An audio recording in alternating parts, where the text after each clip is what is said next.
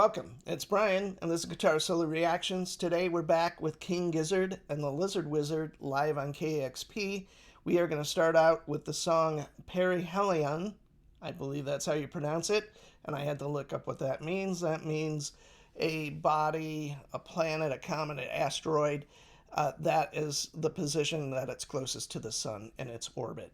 So anyway, I love this show. I love King Gizzard. They were on KEXP, I believe, 5 times. I pulled a lot from there. Specifically, this one, I'm not sure what year this is. It's right around Infest the Rat's Nest, that record coming out. In fact, the record was coming out slightly right after this show, I think. So I've definitely loved the KEXP stuff. It's usually blocked, but I give it a shot. So if you're seeing this, it all worked out. With that said, let's check out Perihelion.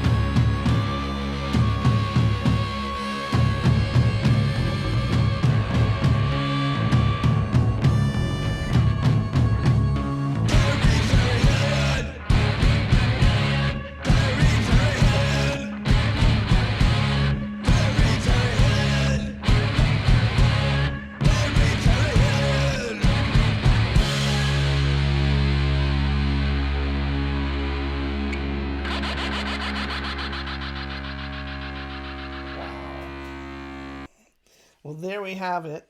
King Gizzard doing Perihelion. I believe this is off Infest the Rat's Nest. I love that record. I don't know all the song names and all of that, but that's the one I probably have listened to the most. I love that song. I love the chorus. It's really cool. It's still really heavy. It's kind of an interesting thing. It's almost like an early, I'm not comparing it to early Iron Maiden, but it's really precise, but it's still pretty rough in a lot of ways. Like, it is not, this is not tech metal, thank God.